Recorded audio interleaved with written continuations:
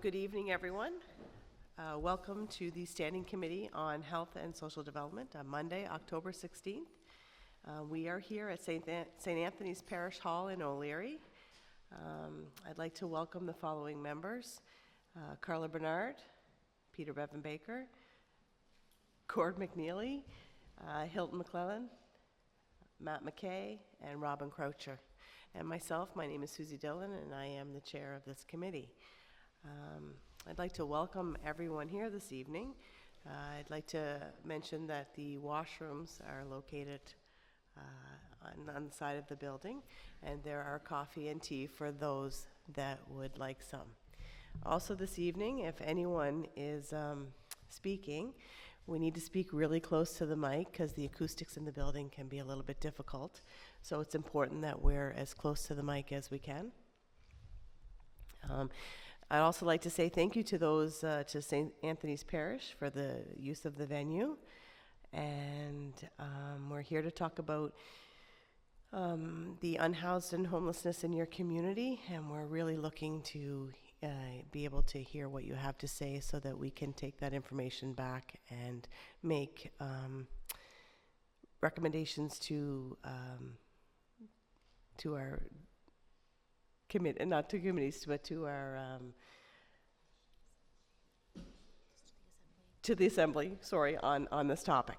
So the meeting will start with it's audio and video recorded, as well as it's live streamed on our Facebook page and our website. A transcript will be produced, and so anybody speaking needs to make sure that they say their name and also speak close to the mic.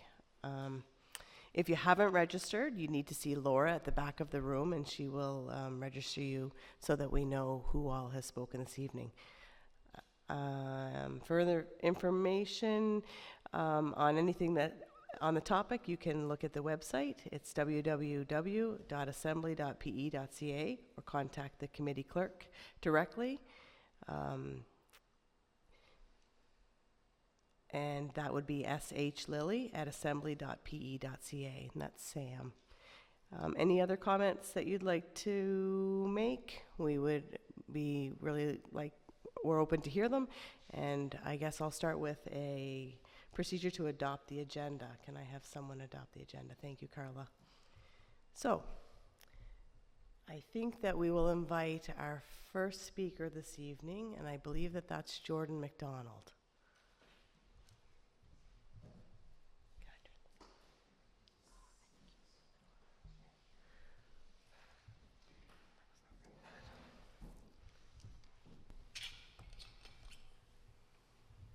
Thank you, Jordan, for stepping up to speak this evening.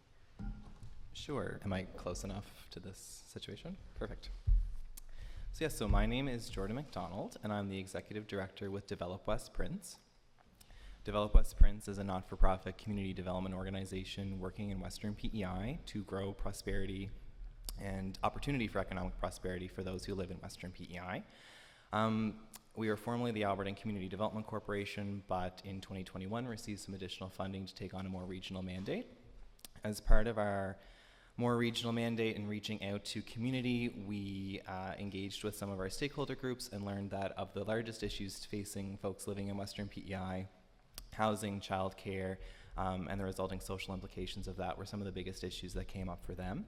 And as a result of that, we embarked on our West Prince Housing Initiative. Back in the spring of 2022, fall of 2022.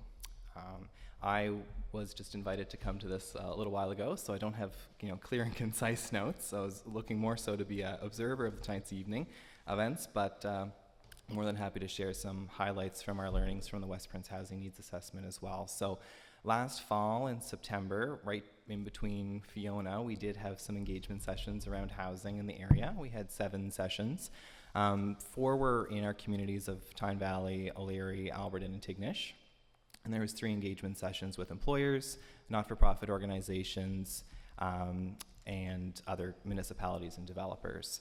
And from that, we came up with a really comprehensive understanding of what the housing needs are in our region, more on the qualitative side. So While we didn't look specifically at homelessness in particular, we did recognize, and folks who did come out to our information sessions did remark that they had seen an increased prevalence of homelessness in the area.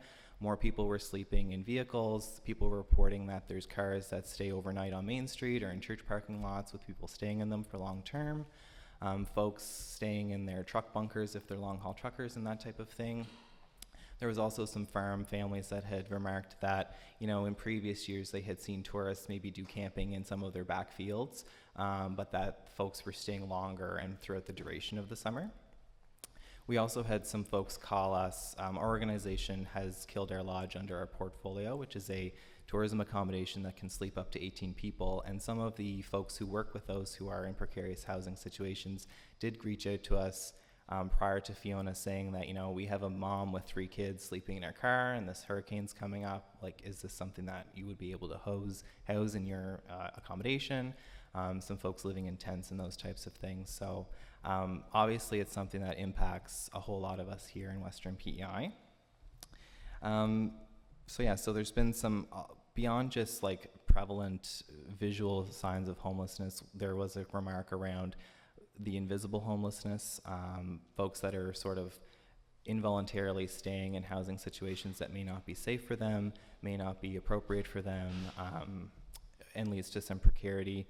There was also some comments made around some hotels, motels in the area that have been converted for more longer term use, and so the precarity that can come with that. I believe one of them did end up having a section of it condemned recently, and that did create a bit of a struggle in our local community. So obviously there's some folks who are living at that edge in the area and could use some additional supports. We also have some information that came up recently through the census that beyond just homelessness, unsuitable and crowded living conditions in the region are on the rise. So in the town of O'Leary, 9.2% of households are considered to be living in crowded or uncomfortable situations, as defined by the National Survey, which is one of the higher rates in the province. And we also have heard from a number of our community partners who work more directly with homelessness that they're feeling an increase in demand for their services, that they're not necessarily feeling as resourced as they should be to meet the demand that's out there, and in private conversations reflecting that they are feeling a sense of burnout, at risk, and those types of things. I mean, just on a personal level, feeling like you need to give folks a hug whenever they talk about their day at work, because it's just so immense, the pressure that a lot of these folks are dealing with. One of the recommendations that came out of our housing needs assessment was a need for more short-term and supportive housing units to assist individuals and families to transition away from homelessness and provide the wraparound supports that do come from that. And that's based off of the qualitative and quantitative information that was interpreted in that report. I don't necessarily, our organization is more concerned with the economic development aspects, so we can't speak specifically to the nature of homelessness. But we do know that rates of renting are on the rise in our community, that more people are finding themselves in rental situations, and that does lead to some level of precarity and could lead to higher levels of homelessness in the future. And that there are, like I said, there are certain tenancy situations where folks could be viewed as being preyed on, or if you're more vulnerable, that there are folks willing to take advantage of people in those situations. Even talking to some employers recently, some of them have felt the need to almost rescue some of their employees because they were renting rooms in basements that weren't safe and those types of things, and having to support them. Yes, and so I guess in the end, rental rates in our communities are growing. The cost of new dwellings are high for a variety of market factors, and so that's likely going to lead over time to higher rates being paid out for housing costs and higher rates of core housing need. And with that would probably come a higher rate of homelessness and housing precarity. We recently commissioned a report for the region around the need to grow housing at the same rate as the province is growing. And if I could share some of that information with you. Currently there's a gap in our housing I guess, the need versus what's available. So in order to meet that need at the current time, Western PEI would need to be developing about 22 units of housing per year, which at the moment we're only building about 22 dwelling units per year as it is. So we'd need to almost double what is currently being constructed in the region in order to meet the current demand for housing. If we're expected to meet just the need in, or the growth rates, I should say, to meet up with the population growth expected by the province. So if West Prince grows at the same rate that PEI is expected to grow by 2031, we need to have approximately 214 housing units built per year in order to meet that demand, in order to keep up with current growth. To meet the demand and catch up, we would need 249. And in order to meet up in the high case scenario, it would be about 305 units per year that Western PEI would need to build annually in order to meet the current needs for housing in the area.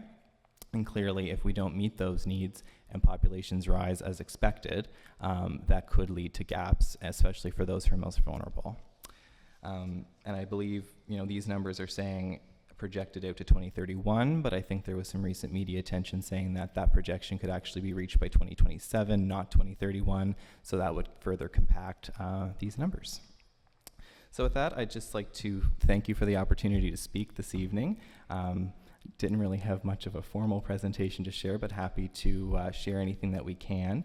Our organization was pleased to receive support from the Community Housing Fund delivered by CMHA to do this type of work. So through that fund, we've been able to do a housing needs assessment, we've been able to do a housing growth assessment, and we've also been able to do conceptual designs for affordable housing to determine whether the current programs that are at play are actually feasible to create affordable housing solutions on the part of not-for-profit organizations. And we hope to share some of those results in the coming weeks as well. And I'd be happy to share that in whatever format makes the most sense with the committee or with anyone else. So with that, thank you for the opportunity, as well as just raising the awareness around homelessness and the precarity of housing in the region, and raising up the good work that's happening by folks at Family Violence Prevention Services, CMHA, Hope Center, a number of other community partners and religious and faith communities that are doing that kind of work in our region. So thank you. Thank you, Jordan, and thank you so much for stepping up on short notice. I think what you had to say was very valuable. I'll open the floor to questions. Carla? Thank you, Chair, and thank you, Jordan. It's good to see you again. I didn't recognize you in the beginning. Thank you for doing this last minute. You've given us some really valuable information in your, I'm sure you didn't have much time to prepare either, but you clearly about 45 minutes, so we're doing good. But you said a lot of really important things here, and I guess, so whenever you were talking about the needs assessment, there's a similar one that's been done for down east as well. Mm-hmm. Unfortunately, we don't think that that's enough data. Government doesn't think that's enough data mm-hmm. to act on. And hearing from you, very similar experiences. And so we don't even have a clear number, where we've kind of centralized services is what we've done in Charlottetown.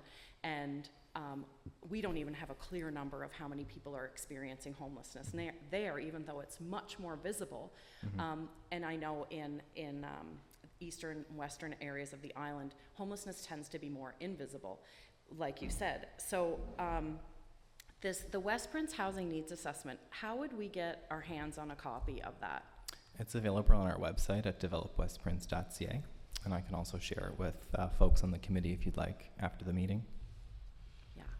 But to your point about the data collected, I know that was something that came up both with the consultants that did the research for us, as well as speaking with some of our community partners, because once folks access services in other parts of the problem or other parts of the province, their statistic moves with them to another county, so you don't see them come up in the West Prince or the Prince County data, because once they start accessing services at, say, Anderson House, they become a Charlottetown statistic not reflective of Western PEI, so it's difficult to track the issue.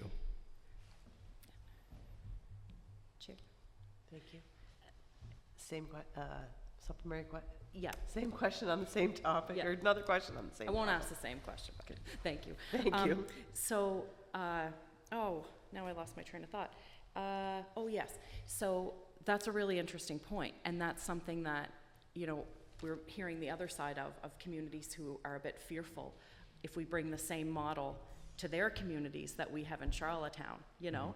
And so what I say to that is if we didn't centralize services like that, people who are experiencing homelessness or any sort of challenges that leads them to face barriers finding housing and keeping housing, you know, they'll come to Charlottetown. And so they're already in the community, you know, so I guess it's good. I'm glad that you got that snapshot, because now that people are kind of moving towards Charlottetown, I think that it might be a bit harder to get those stats. But if we offered those services in the community, then people wouldn't have to go so far, and they would find more success, because a lot of people who are being taxied to Charlottetown from communities all over the island for emergency shelter, you know, we're kind of taking for granted that they have children they may need to care for, they may have a job that they need to get to, they may have elder care, and so we're really not taking into account. So I'm wondering, the more short-term supportive housing services does not surprise me at all. That's something that we've been hearing for such a long time, and we not seem to be making much movement there. But I'm wondering, and you don't have the report in front of you, this might not be a fair question, but one of the top 2 recommendations that came out of both the reports, the one that was done down east and then the one that was done for the Department of Social Development and Housing in 2019, said that the 2 most important things when offering services is that 1, services be 24/7, and 2, that they be offered in the person's community. So I'm wondering, is that something that came out of your report as well, where you found that these services really need to be brought to where people are? People shouldn't need to come to them. Like, was there anything like that in that report that you found? I know from our report specifically, because it wasn't focused on necessarily supported and wraparound services, it was mostly just on housing, dwellings, shelter, that type of thing.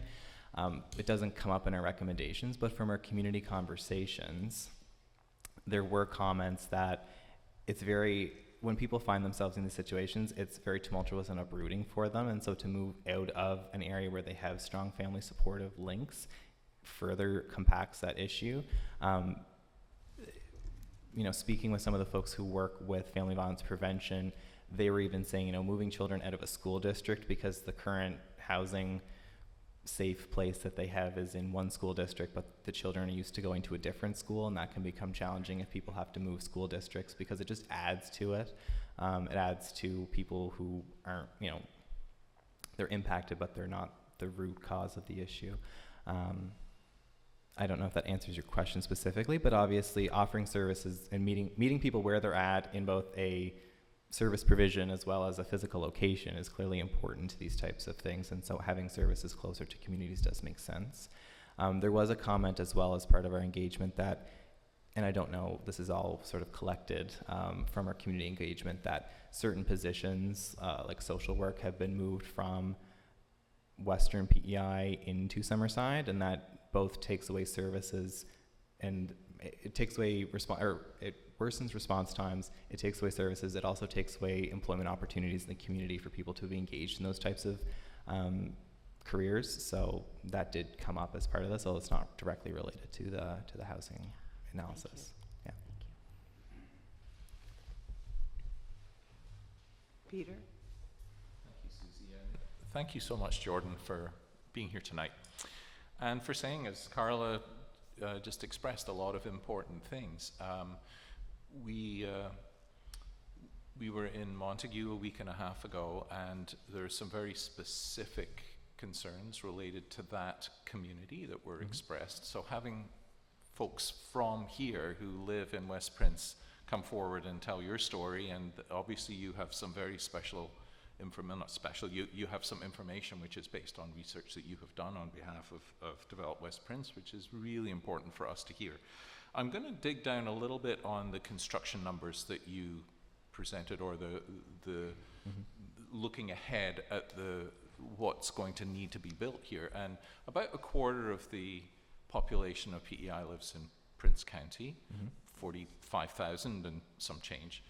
And we know that the population growth of Prince Edward Island has been the highest in the country for some time now. Last year it was about 4.5%, and 7,000 new islanders arrived here. Now, if proportionately that were spread across the island evenly, that would be close to 2,000 folks here in West Prince. I'm not sure that that's actually what happened, of course. But you mentioned that we need to double the construction numbers from current, from what we do need to more now. than double. More So than currently each year we're constructing 22 units, and in the low projection it's 214 units that would be needed per year. Just say that again. So we're currently building 22 units per annum here? Yeah, so between 2016 and 2021, West Prince only increased its total private dwellings by 22 net units per year. By 2031, the region should be aiming to increase its housing stock by a net of 214 to 305 new units per year, depending on the level of ambition. Okay, so that's like 10 times Yeah. what we're building now. Yikes. Okay. Yeah. What is the capacity here in West Prince when it comes to construction companies? I know you mentioned specifically these are private dwellings we're talking about.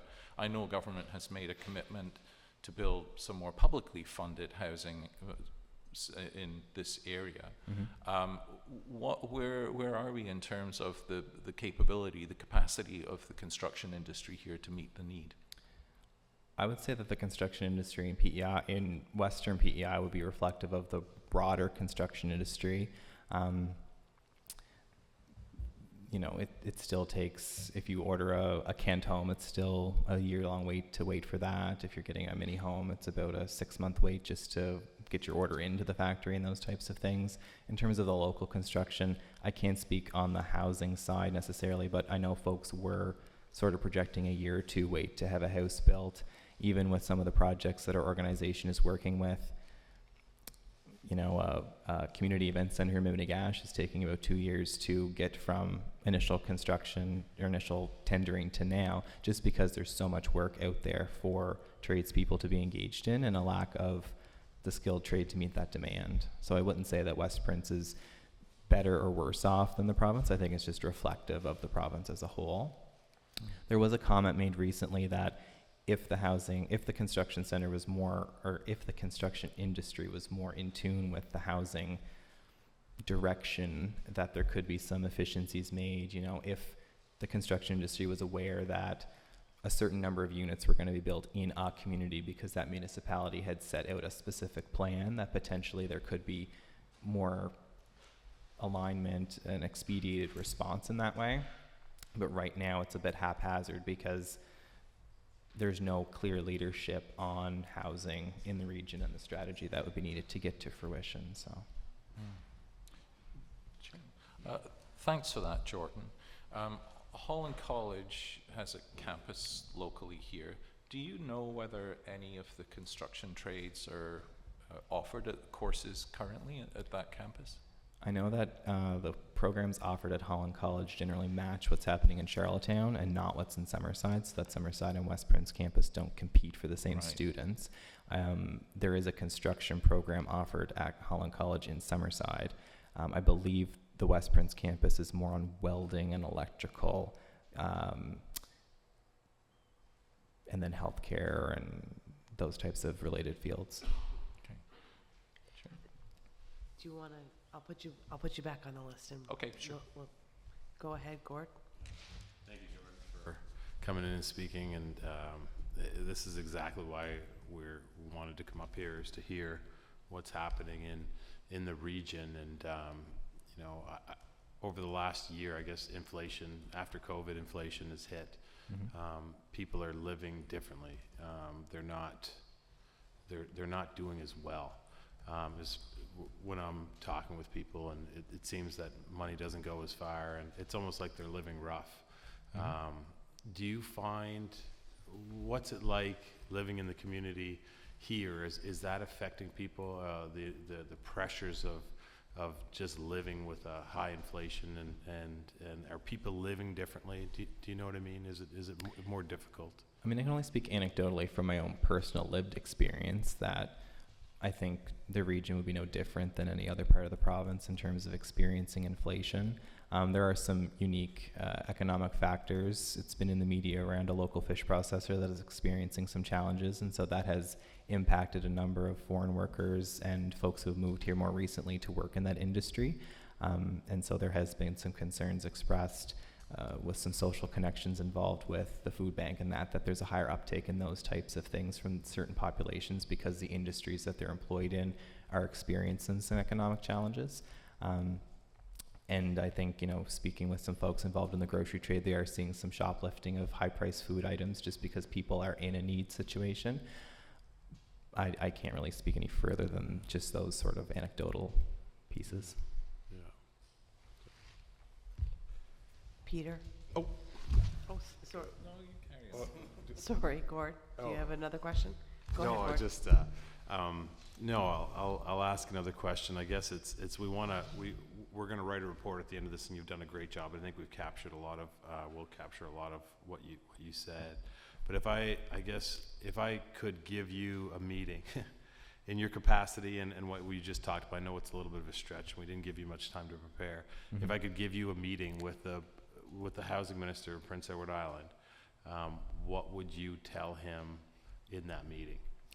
Well, I think from our work that we've done in the region, we've done the needs analysis from the qualitative side to see where the need is. And from that, the need is for family-focused housing that's at an attainable and affordable level. If we're going to have economic growth and prosperity in the region, we need to be able to welcome folks back to the community, allow people to start their families, allow for them to have the type of family that they want to have, not based on the dwelling that they're going to be able to have, and those types of things. We also need to see some housing that relates to the worker that maybe has a spouse elsewhere, maybe they're immigrating to the country and they're waiting for other families, so some of that transitional type housing, potentially suitable for also students wishing to come to our Holland College campus. I know that there is no residence affiliated with Holland College here right now, and so that's really stymied their growth and growth potential.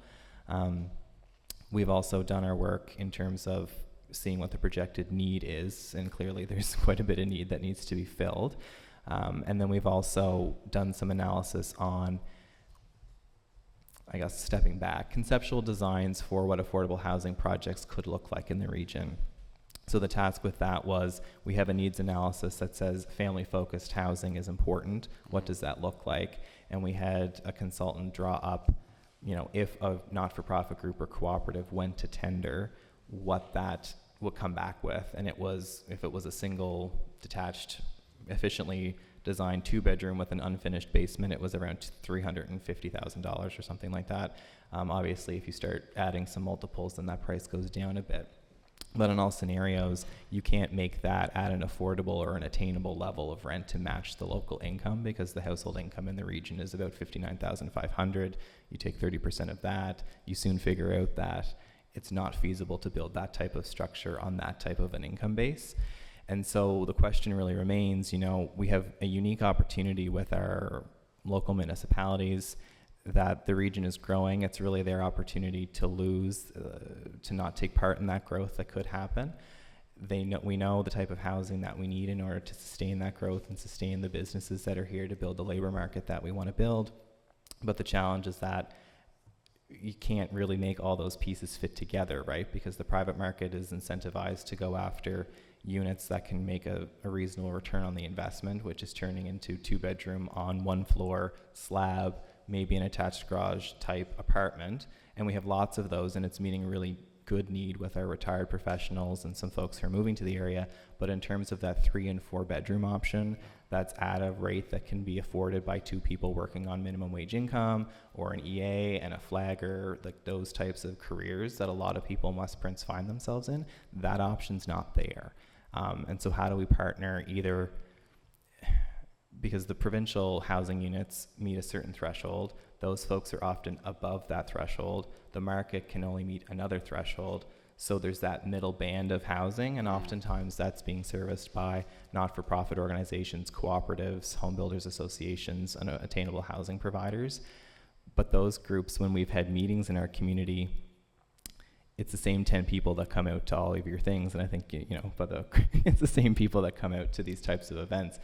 So, and they're on 10 different committees. So there really needs to be some work at working with our communities to build that social sector, to build the resiliency, to create, associations and not-for-profit groups that can fill some of that void and be vehicles for further government investment in housing in ways that'll keep rents and other housing costs affordable into the long term, not just 5 or 10 year long periods, because if we keep moving that down the road, that we keep getting these larger and larger numbers each year, right? So I guess just to wrap up your point, I think those are the key messages that, in our region, at least based on the information that we've been provided, there's a need for attainably priced, and what attainable means can mean different things to different people, but attainable for the local household income that's focused on families, that also meets some of the other, economic, environmental, land use needs that are present in the community as well. So,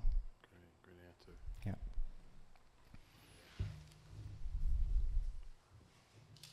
Thank you, Gord. Peter?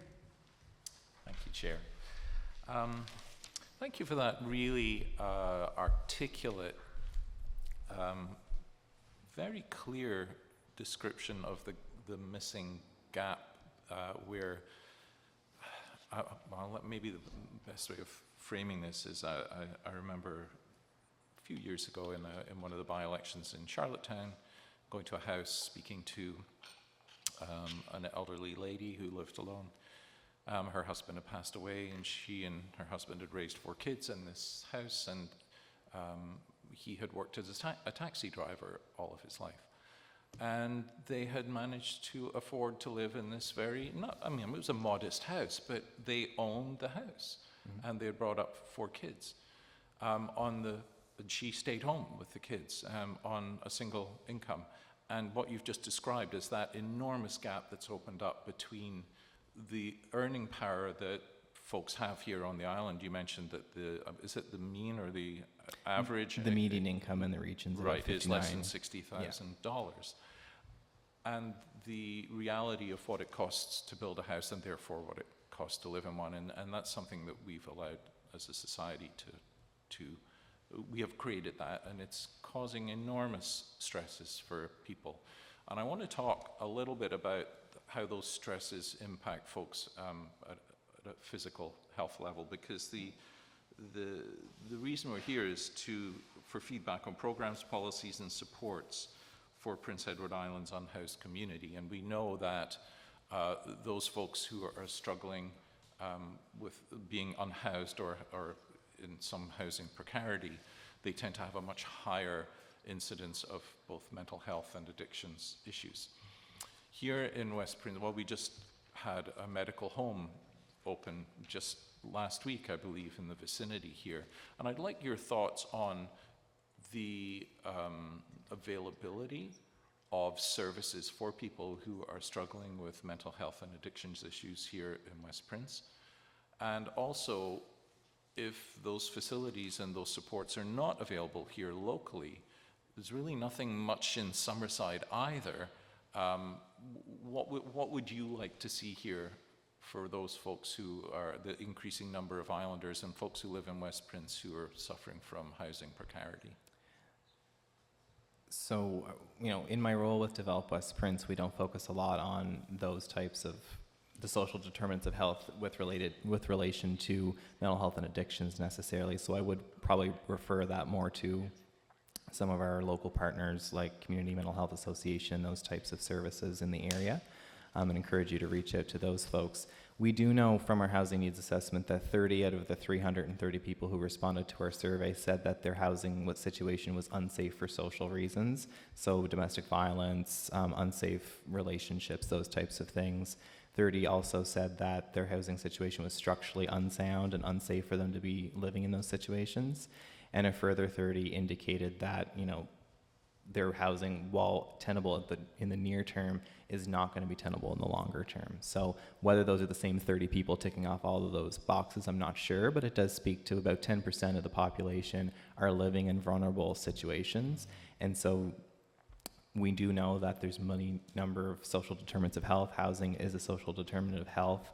And so that's one key component to some of the topics that you're raising. In terms of access to services, I don't think anybody would ever say that they have all the services that they need. But obviously there might be some areas that would be worth further investment, although I wouldn't be able to speak to those directly. Sure. No, I appreciate that, but thank you for for the response. Thanks, Jordan. Thank you, Jen. Matt?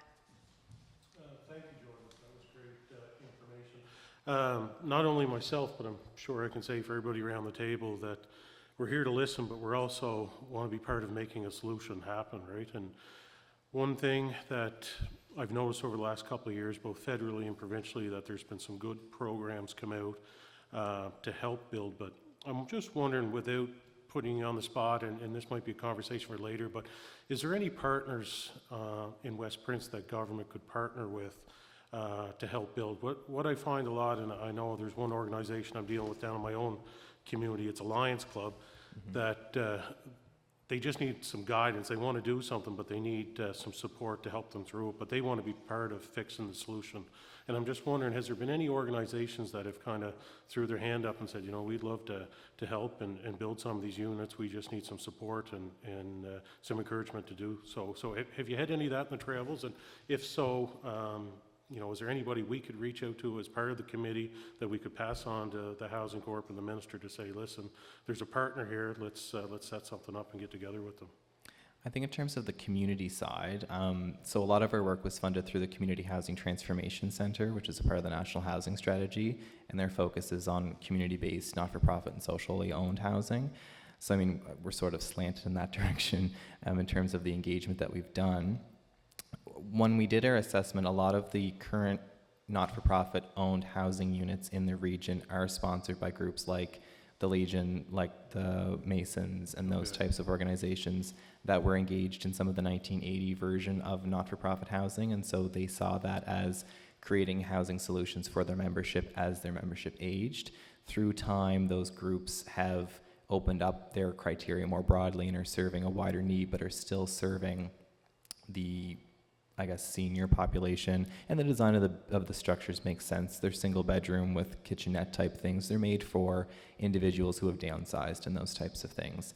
When we engage with them around creating new housing, because it seems like seniors housing has been somewhat addressed, and so the focus is now more on the family size.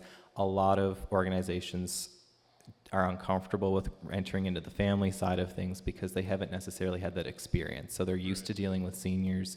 Generally speaking, in our conversations with private landlords, the, you know, senior living alone is the prime candidate because it's very simple, it's very organized, everything's on time, there's fixed income, there's fixed expenses. They don't have to deal with as much as whenever they get into the family units, and that's one of the reasons why they haven't made those investments in family units. There is a not-for-profit group that was delivering family-focused housing called ATO Properties that was developed by the Western Development Corporation back in the early 80s in conjunction with a lot of the social housing that's owned by the province. That group, its board no longer existed, and it came under a wider umbrella group for sort of orphaned boards in the social housing space. So in terms of local leadership, there isn't any locally that are focused on that area. In our travels and in our engagement with community, I know Tracy and I get kind of tired of somebody has to do something about this, because the somebody is sort of everybody, and it's all of us together to make this work. And unfortunately, a lot of people, it's externalized to somebody else needs to address this, but nobody's taking leadership over the issue in the area. So in terms of the core need of family-focused, attainable housing, there aren't really any groups that are necessarily raising their hand and saying, I'd really like to do that. As a development organization, we're interested in working with groups in the same way that I'm sure the province would be working with. And we're, you know, understanding ourselves strategically where we want to play in that space. But that's on that side. In terms of the private sector engagement, a feedback that we've seen is that folks are interested in participating. A lot of the folks who have existing rental units are potentially reaching the age of retirement where they're not interested in investing further. The cost of doing business is increasing. They're not really risk-taking at this stage in their life, and so they've sort of stopped developing new properties.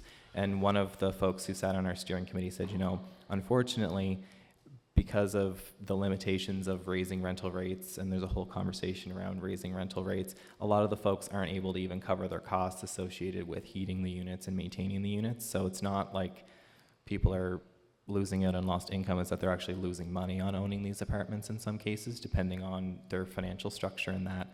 So there's a real disincentive for folks to create more. Now, we have had some newer folks interested in participating in programs and learning more information about the programs and services that are offered. However, when they've engaged with it, they've been, I guess, left with the sense that because they don't have existing rental properties or that they don't have the business experience, that they're not highly regarded when they're going through the review process.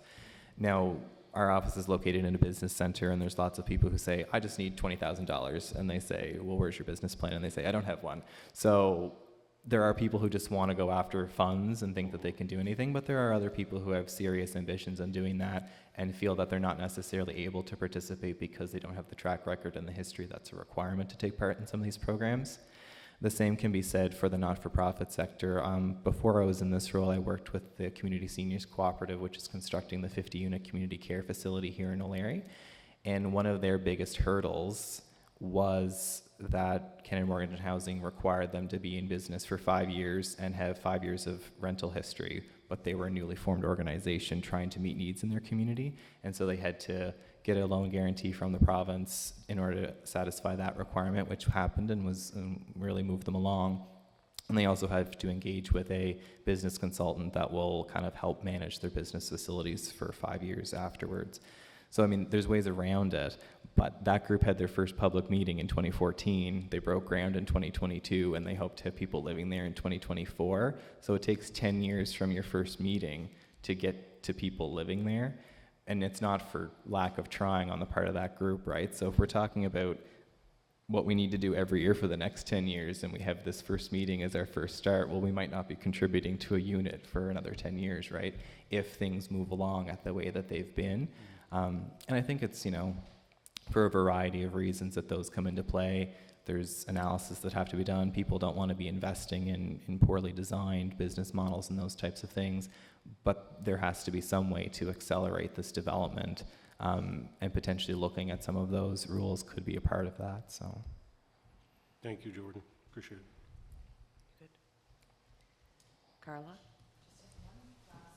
And you may not be able to answer it, and if you're not sure, it's simply fine to say that you can't answer that right now. One of the things we heard when we were in Montague were a couple of neat solutions actually around house sharing, and sounded like there was, I don't know how much interest, it was one person, but kind of suggested that perhaps there was a little bit of interest anyway in looking at this sort of model. So there's a couple of apps. There's groups that look at partnering students and seniors together, or students and single people, or people who are living in big houses but just don't have the people to fill the rooms and are willing to offer up space. Is that anything that you've heard from your kind of adventures around while you were gathering this data, or ever things that you hear? We've definitely heard around, I mean, when we talk about solutions, the solution is not going to be everybody gets a bungalow on a 1 acre lot. So there's definitely a difference between that and one of the many different opportunities that you've suggested. We did have some recommendations come out from our public consultations around that co-housing model. Now, we did do some engagement and read up about some models like that happening in Newfoundland. Now, they're still developing that concept, and it's been a number of years, so I'm not sure what their success rate has been. But it did come up as an opportunity. There's also that conversation around matching seniors with students as some of that, to alleviate some of the challenges at Holland College in the region. And to date, that hasn't necessarily been investigated, I don't think, as fully as it could be. Now, we did look at a program at the University of Toronto, and of that university with its tens of thousands of students, there's only 12 people participating in that program. So when you look at a Holland College campus with hundreds, maybe somebody's arm will be willing to co-house with somebody, but I'm not sure exactly how that would boil down to. But there's definitely different solutions that need to be evaluated for sure, and whether those are some that people would be interested in, I'm not sure. But one of the comments that was done by some of our landlord partners that have been participants in this project is that, people will say that they would like certain things, but when provided an alternative, they often go back to what they know. So they heard lots of demand for, well, we only need a one-bedroom apartment because it's just me. But if there's only a $50 difference between the one bedroom and the two bedroom, most people will end up going to the two bedroom because of the space and the more flexibility that it affords. So there could be initial, on the surface, interest for something like that, but in terms of actually coming to fruition with something, I wouldn't be able to speak coherently or clearly or whatnot on that. Thank you. Peter? Thanks. I just have a very quick question. Co-ops have really been a huge part of the community here and done extraordinarily well and continue to do so. Are you aware of any co-op housing projects which are either underway here, or are people promoting that? So I guess there's two kind of ways there's multiple different forms of housing cooperatives.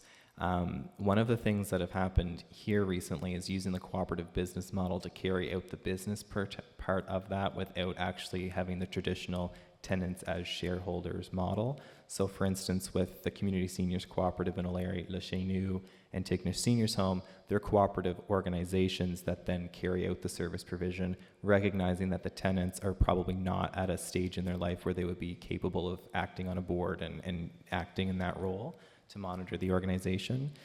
And one of the other challenges that came up in some of our conversations is that if we're talking about people in precarity, are they able to be on boards necessarily to manage their own property? If you're sort of using that as a tool to work with people to help move them through the housing cycle, whether or not everyone at that particular moment in time is going to have the personal confidence, the self-awareness, the skill set, the interest, and those types of things, when in a lot of cases, especially if we're talking about people that are living in precarious situations, there's so many other barriers that are taking up time and space in their minds and in their lives that they might not be able to participate fully in the successful operation of a housing cooperative.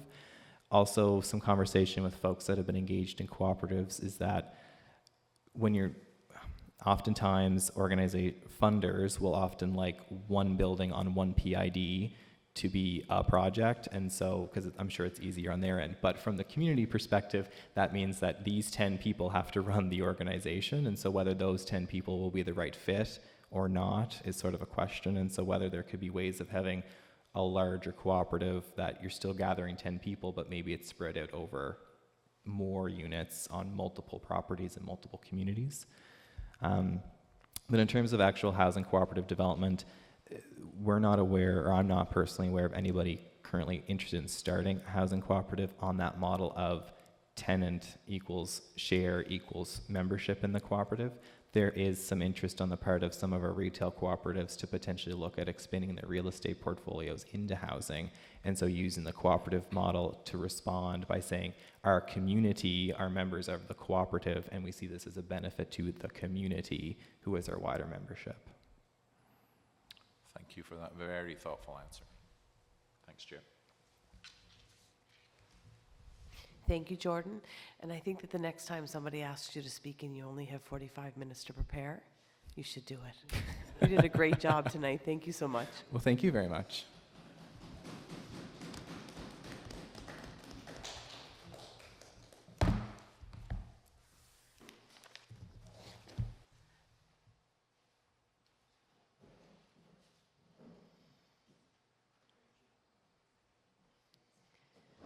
So the next person we'll ask to come forward would be Herb Dickinson.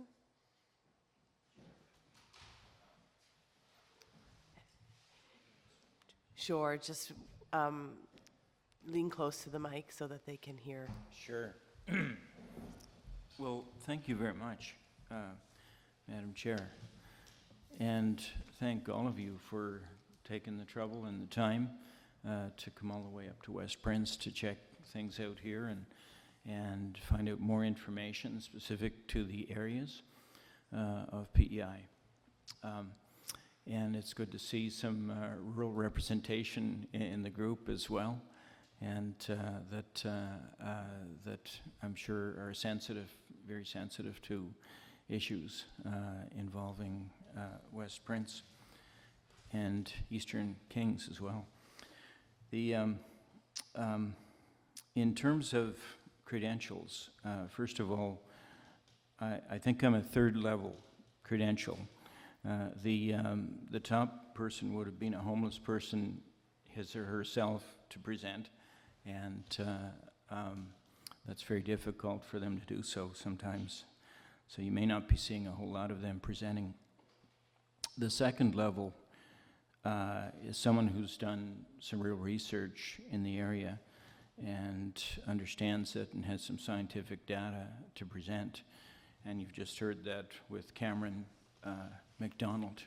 The timing of this meeting was only confirmed to me a few hours ago. So the first thing that came to my mind, Jordan McDonald has got to speak at that meeting. I was surprised he hadn't known about it, so I contacted him. And then there was a few other people I approached, someone from the food bank, because I thought they would be very close to this issue.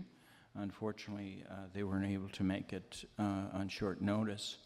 So I checked in with my Filipino friends, and their big concern right now is employment with the closure of the South Shore fisheries.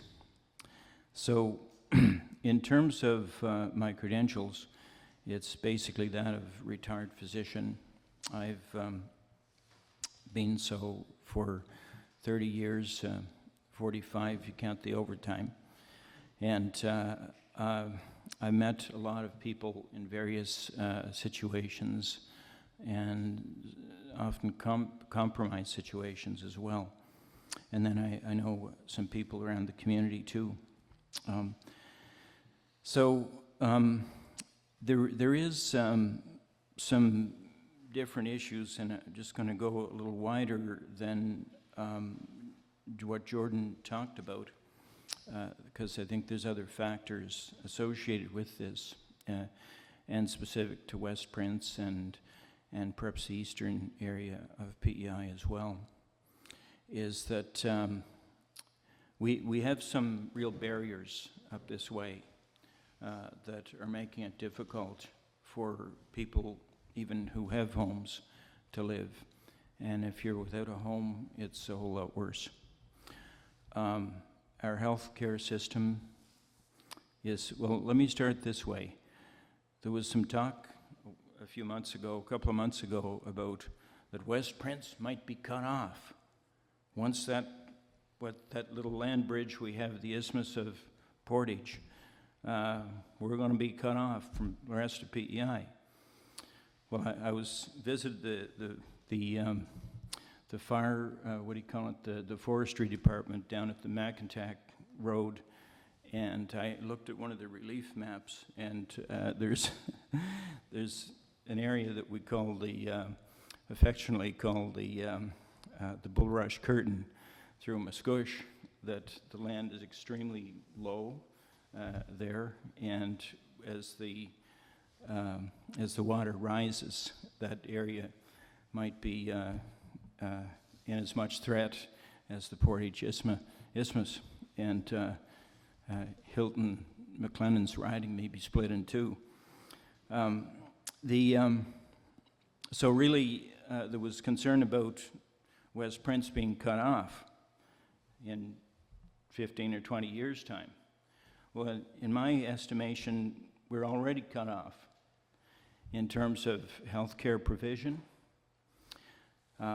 We have emergency room that is very often closed. We don't have access to emergency services locally through the night, except for the ambulance. The ambulance wait times. I spoke to the fire department. They tell me that they have to wait up to 2 hours sometimes waiting for an ambulance to arrive. And these are volunteer fire fighters, and they have families, they have work to get up to in the morning, and they're spending time trying to apply their basic skills to sometimes some life-threatening situations.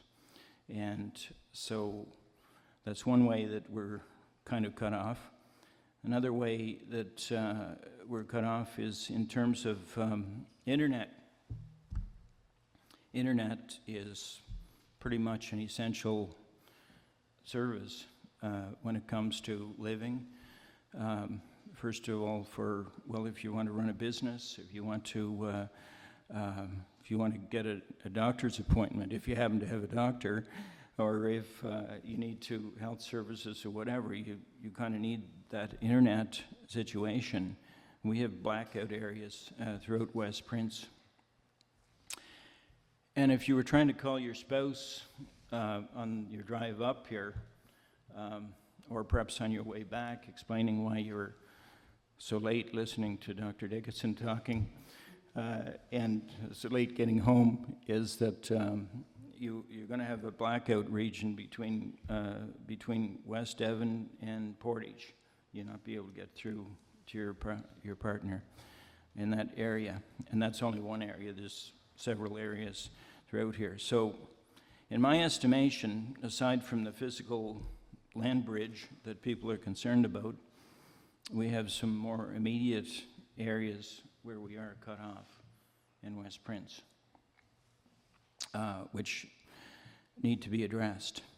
Now, there's only one point that I would dare to take issue with Jordan, since he has studied this issue so well and has some very great specific information. He said, if the growth rate of West Prince was comparable to the rest of PEI, we'll need such and such number of houses.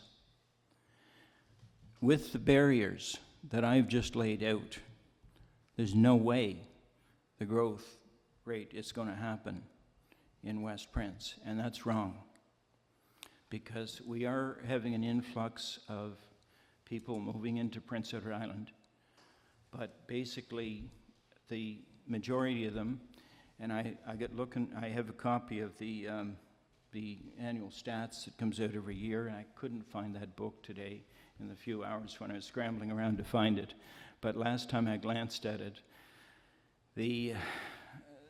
there's very few communities west of Summerside that have had much of an increase, whereas the increase in population has been in mostly greater Charlottetown area, and that would be impacting the housing situation in that kind of a way there too.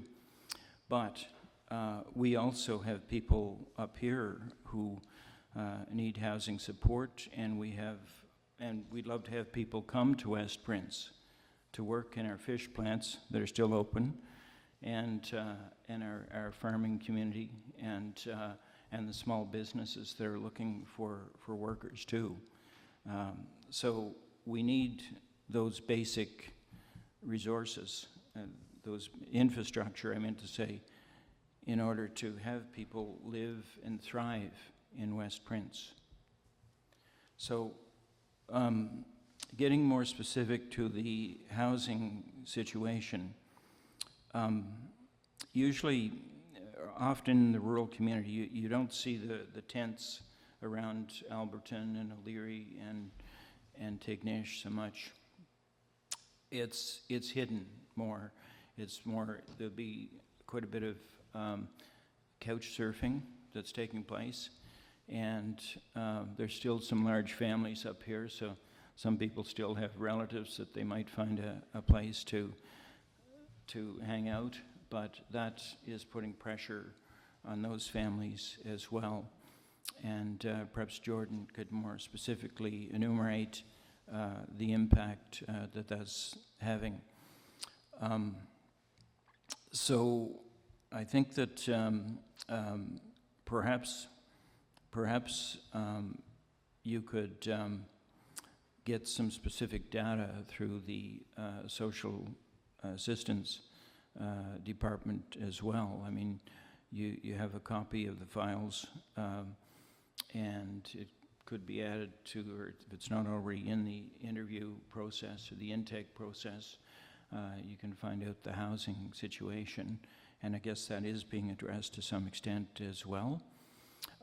But that'd be one way of getting a good handle on who specifically is is looking for a place to live. There is as well,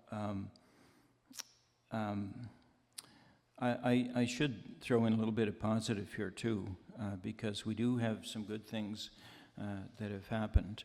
You know, we do have a fair amount of social housing with seniors housing in our communities, and whereby people spend a percentage of their check, 25% or so of their income toward the housing. And also there is, as Jordan has pointed out, there's some community organizations, like the Legion had the Jubilee home in O'Leary.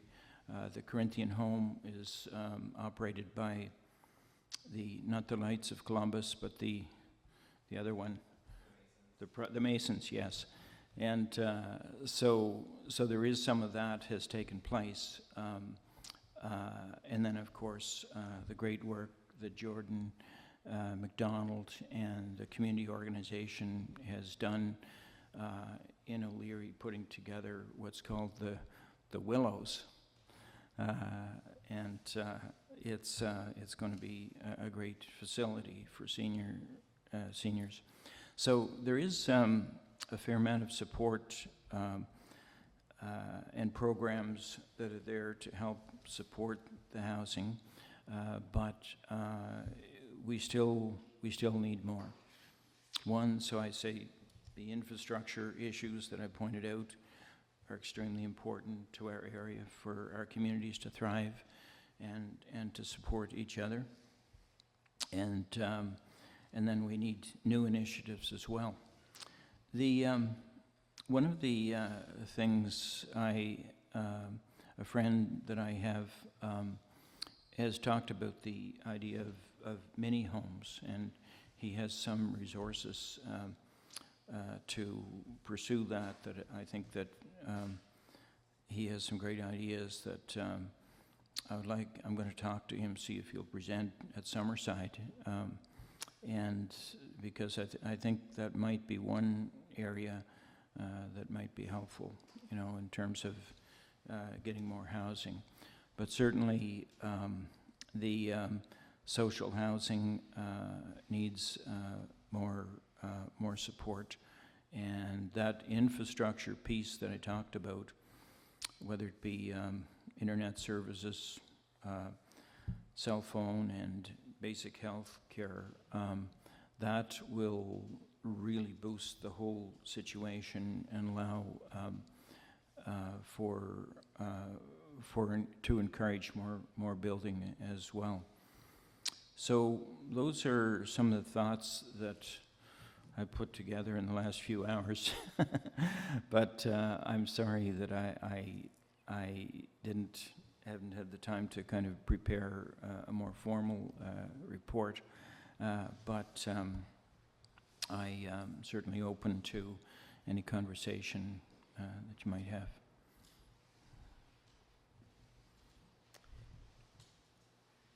Thank you, Herb. We'll open the floor for questions. Matt? Thank you very much, Herb. Appreciate you coming in on short notice. As a rural MLA, I think I would probably agree with everything you said on your paper today. I deal with it quite often, not to the extent you would in the West, but certainly with some of the rural areas and locations in my own district, I would hear that. One thing you'd mentioned, it's not the first time I've heard it before, but on the ambulance and the wait time of a couple hours. Where is the closest ambulance located to West Prince right now? Is there a station somewhere? At this very moment, it could possibly be Belfast. Okay.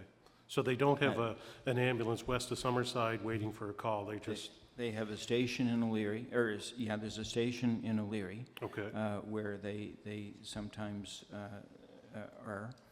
But in terms of, and I've talked to ambulance people themselves, some paramedics, and you know, they could be in Stratford, and getting a call to come to Tignish. Well, that's a 2-hour drive. Ambulances don't drive 100 miles an hour like they used to. I think they're required to stay close to the speed limits. And so it's a very, very serious situation. And there has been death and near-death situations that have been associated with wait times. And it's something that's it's a big concern, and that too affects the population drift in the rural areas. When in the latter part of my practice, some of the elder people were saying, well, I think the way things are going, I better move down to Summerside or Charlottetown, so just in case I have more serious, urgent health issues.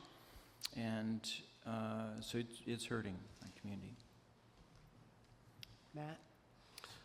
Thank you, Chair. Another question, Herb, and this is more, I guess, from you being a community leader and your involvement in the community. With what's going on with the Filipino community and the loss of employment, do you know if they've been reached out to by the province in any way for support and basically help finding other work at all? Have you heard that in your journey at all in your conversations with them? Yeah, I don't have all the direct information, but our West Prince Chamber of Commerce is reaching out to employers and trying to help make that connection.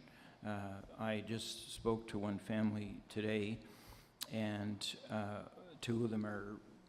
couple of them are hoping that something's going to come up. The other one is going to go back to the Philippines because she's not sure that she's going to get employment. So it's a big concern, and we have a lot of Philippine people living around O'Leary. There's maybe 125, 150 people just in the O'Leary area itself.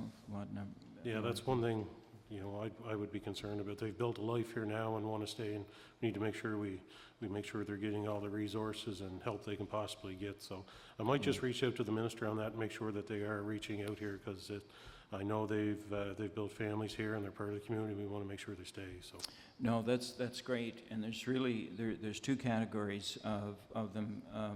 There's the ones that are actually seeking permanent residency and eventual citizenship, and there's some that are transient workers. They're here for a while and then they're going to go back. We also have some Mexicans and some Indians as well from Southeast Asia. Not as many, but the Philippine is a big group. But thank you for that. Oh, thank you. I appreciate it.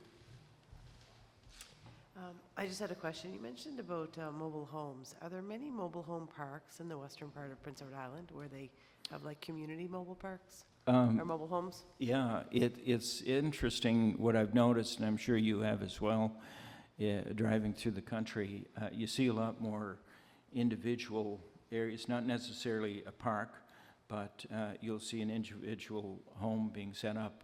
And I think if you want one of those, I think you have to wait for a year or two to get them. There's quite a demand for that, but those would be the category of people that, maybe they can't afford a mansion, but they, want to get a home that's going to there, and you see a lot of that through the country. But I haven't actually seen any new developments of a complete trailer park, as we call it, or what, a mobile home community. Just wanted to make a comment that they do seem like they may give people an option to live in without necessarily paying rent, and they can build equity, and it's a lot more affordable. Yeah. Thank you. Well, certainly we need to put as many options out there as possible, because people have various particular circumstances, and they don't all fit in one slot, in different approaches, for sure. Gord? And thanks for your advocation on social issues for a very long time, and much respect for what you said today. I guess when we've talked about a few things tonight, but the social determinants of health, and based on the unhoused population, and those, and we talked about too, those living rough or couch surfing. It's kind of another term for it. Can you just tell me, after COVID and after what we've gone through with inflation, what that sentiment is around the community? Is that, do you find that that's growing? People's social determinants of health are decreasing, and people are living rough. Are you finding that's on the rise here in Western Prince? Well, I spoke with Rick Cameron today, and he's one of the motivators, or one of the overseers of the food bank, and their numbers are high. There's a lot of people looking for support. I don't have the specific statistics, but certainly there's a lot of folks that are seeking support, you know, and it's a rough situation. Go ahead, Gord. And I'll ask the same question I asked Jordan. If you could speak directly to the housing minister of Prince Edward Island, what would you tell him the needs are in Western Prince Edward Island? What would be your top 2 or 3 things that you would want to direct message him?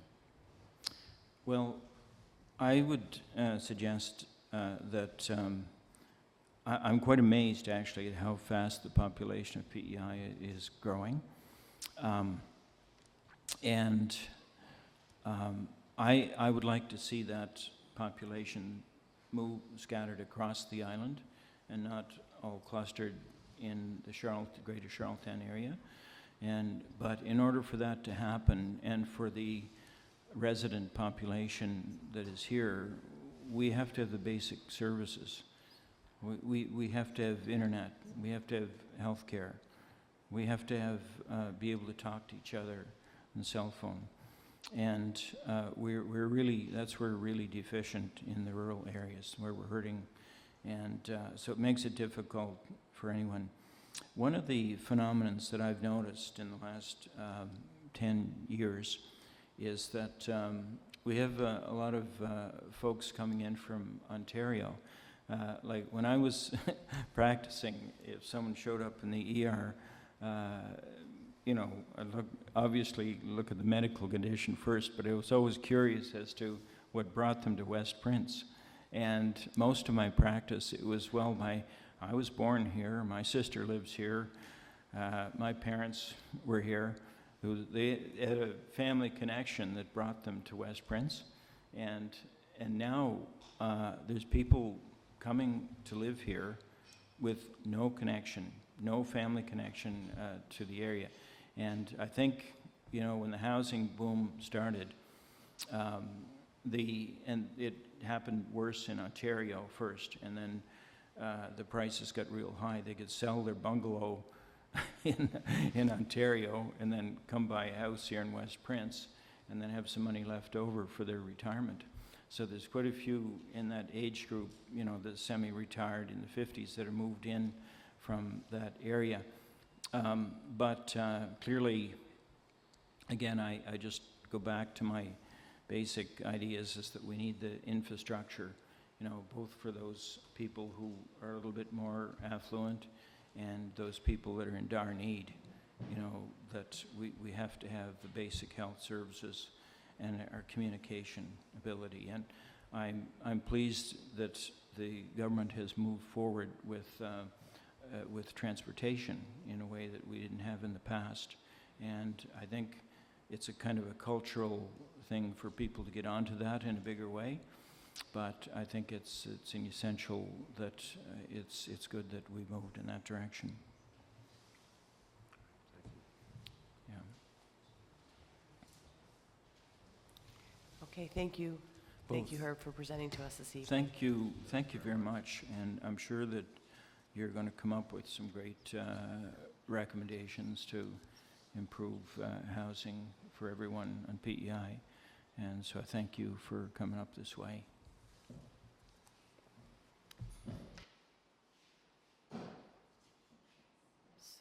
So we're just going to open it to the floor to see if there's anyone else that may like to speak this evening. And with that, then, I guess we will call for an adjournment. So can I get someone to motion to, oh. Go ahead, Carla. Thank you, Chair. I know, I just have a question for the clerk. I was out and about this afternoon, and there were people who would like to share some thoughts and were more comfortable with written, and they had asked me when the due date was for that. So I'm just wondering if you could clarify if people do want to submit written submissions, when they should have those in. We didn't, as a committee, decide on a due date, but I think reasonably within, prior to the sitting, I think would be ideal. So the first week of November, but there's no official due date. So the form will be up on the website. Thank you. Okay, can I get a motion to adjourn this meeting? Robin, thank you.